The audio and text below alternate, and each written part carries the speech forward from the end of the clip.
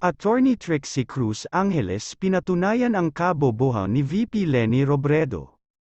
Matapos nga ang viral video ni VP Leni kung saan sinabi nito sa isang basher na fake news ang kumakalat na video niya na 40 times 4 equals 1,600, ayon pa kay VP Leni ito ay splice video lamang o edited, sarkastikong sinabi pa nito na, kaawa-awa naman siya, referring to her basher. Marami nga ang nag-react sa naging pahayag na ito ni VP Leni Robredo na fake news daw ang video na yon. Hindi naman nakukbinsi ang isang dekalidad at batikang abogado na si Attorney Trixie Cruz-Angeles. Sinabi pa nito na walang splice video dun kasi totoong video yun at pinanood niyan mabuti wika niya. Isiniwalat ni Attorney Trixie Cruz ang galaw ng kampo ni VP Leni kung saan ipinapakita nito ang mga achievements ng Vice President. Ayon pa sa kanya makikitang ipinopost ng anak niya ang mga achievements at degree ng Vice President upang pagmakhain itong matalino, kutsa pa ng abogado dapat ang degree ng isang tao ay pantay sa intellect na kapasidad nito, the higher the degree the higher the intellectual capability. Panuurin ang full video. Together. So, kaya yun yung one of the first differences between Leni's camp and Uni team is that the BBM Sara team, they emphasize the team between the two of them. And of course, they're Senate candidates and so on. Si Madam, parang solo lakad. So, anyway, biglang in one interview, si Madam, live. So, she read a comment about yun nga 40 times 4, somebody calling her out again for that. At sinabi pa niya, kawawa ka naman, naniniwala ka sa fake news, spliced yung video. But of course, the video remains in existence all over the internet. Nandyan pa siya sa Rappler. And so, I took a look at it again several times. And I'm wondering, kasi in November they brought this up and then they're bringing it up again today. So just for, so that we know what we're talking about, I transcribed it para mas madali. I included pati yung mga am-am niya kasi she has a tendency to do this. So ito, kasi kung pagbabasihan natin, presyo pa lang ng bigas, as of 2 weeks ago, di ko na alam ngayon, wala akong update sa presyo, 42, kasi may kausap siya. As of today, 42 yung presyo ng bigas. That's 4 pesos. 4 pesos, ewan ko saan niya nakuha yung 4 pesos. 4 pesos mas mahal kaysa dun sa umpisa ng pagkwenta ng trade. What does she mean sa pagkwenta ng trade? ang 4 pesos, ang estimate nila 10 kilos per week per Filipino family. So, kung 10 pesos per week, 10 kilos, per week, per Filipino family, ano na yon? Di ba 40 a week na agad? So, isang buwan, di 40 times 4, di 1,600. Bigas pa lang yon. So, I went back dun sa ibang mga news at the time when they were trying to justify it. Ang sabi nila is, hindi, she meant, 42 times 40. So, 1,600 estimate daw rounded off. Parang ganon. So, she meant to multiply yung 42 times 40. Yun yung ibig sabihin niya. Para yung cost ng bigas, tama ba yan? Yung cost ng bigas, kasi ang weird yung cost siya ng bigas, times, ano ba yan? Supposedly times, mali talaga rin.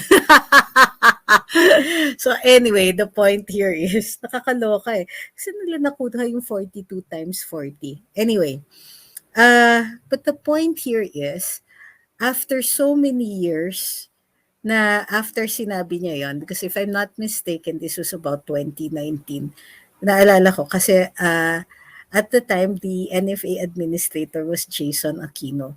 So I remember na naging issue talaga yung bigas and we were right in the middle of trying to prevent the Rice Tarification Act. So nakatutok ako dun sa issue ng bigas. So this was one of those, how do you call this? Yung ano, comic relief moments. Ma'am Nilalayog, maraming salamat po. One of those comic relief moments na ayan, nasabaw na naman siya, hindi na naman nag-isip. Masyadong mabilis either yung bibig, di nakaka-catch up yung brain. So, and I'm surprised na suddenly, she mentions this. Tapos biglang sasabihin niya, spliced yung video.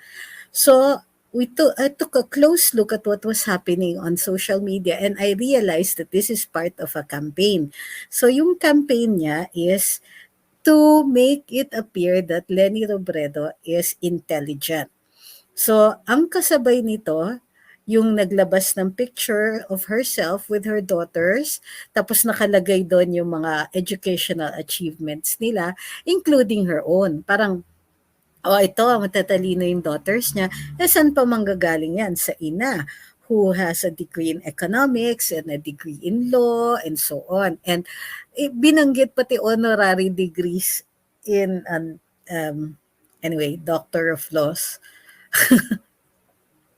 which really doesn't say much for your intelligence. It's supposed to say something about your achievement, but that is the point. They're trying to change the narrative kasi parang nagiging factual na for most people of her lack of uh well, okay, for the well, I'm trying to be nice kasi sa hindi siya ganun ka smart or ganun ka intelligent. And of course, since ang gusto nila tumakbo siya at maging presidente siya ng bansa, medyo kakabahan siyempre yung mga tao dahil if you're not smart enough to know na minamanipulate ka ng ibang tao, if you're not smart enough to be to discern the differences between certain words, the difference between vein and nerve and so on, then people will get nervous about making you in charge of the panic button. In the US, the president has the sole discretion to for the launch codes of nuclear weapons. Dito sa Pilipinas, fortunately, we have no nuclear weapons, but she is still in charge of the fate of over 100 million Filipinos here. And di ba what? How many abroad? How many OFWs now? Over 10 million. Hmm. So, it's really kaya it's not a coincidence, no, na ito yung propaganda, they're drumming up, ito nga, supposedly she has so many degrees and all that. Of course, merong konting pitik yan to BBM because they claim, take note, they claim he never even graduated his undergraduate course. But he does have, and they don't contest his master's degree, his postgraduate degree. So, well, that's strange. So, but that's what it is right now. So nakikita natin, it's the Leni team, it's the PR push to make her appear more intelligent than at yung mga sinasabi natin o yung mga batikos ng mga pro other candidates is that she lacks intelligence. I would say that she lacks wit. Sometimes she lacks common sense. She lacks depth of understanding. And in fact, she lacks originality. Kasi kung titingnan nyo, most of the time, she is very simplistic, no, dun sa pag nag-explain siya. I mean, you can reduce things to simple terms. Pero yung sa kanya, it's as though she has not enough uh, deep understanding of any topic that she's asked to speak on. Meaning, mababaw yung dahil mababaw din yung kanyang pagkakaintindi. So now, trying to make her look like a more rounded candidate or far more intelligent because syempre yung mga kalaban niya articulate. So, hindi nilang pwedeng sabihin na, oh, itong si Leni, magaling ito magsalita because sablay na talaga. Instead, trying to make her look intelligent, more intelligent, and now, kino-contest nila yung math. It would have been simpler for them to say na, okay, sometimes when she gets rattled, she makes mistakes. She actually meant, she didn't mean to make a mistake, and everybody makes mistakes in calculation. Di tayo lahat ganun kagagaling sa mental math, and they could have just said that, okay, she made a mistake on this one. And then we could have all moved on. Instead, they're gaslighting us. Gusto nilang ipalabas na kaya tayo natatawa dyan sa math at ginagawa siyang object ng katatawanan over a spliced video. Fake news pa tayo ngayon. Diba? And this is the part that I don't like. Kasi parang ang lumalabas, kasalanan pa natin yung mali niya dun sa pag-calculate. It's spliced, really? Ito, I took it apart for you, I transcribed it for you, and there it says, kung 10 pesos per week, ay 10 kilos, per week, per Filipino family, ano yun, 40 a week. So, she's talking about 40 kilos a week. Di ba? So, ano yun, kung 40 pesos at 40 kilos a week, yun yung 1,600.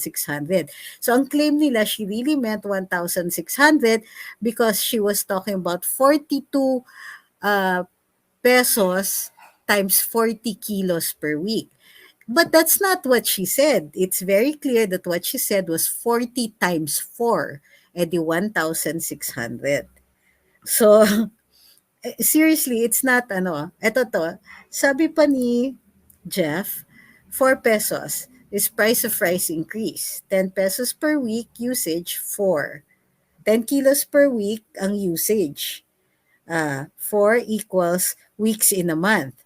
So, 160 equals total times 10. Saan ito? 10 months.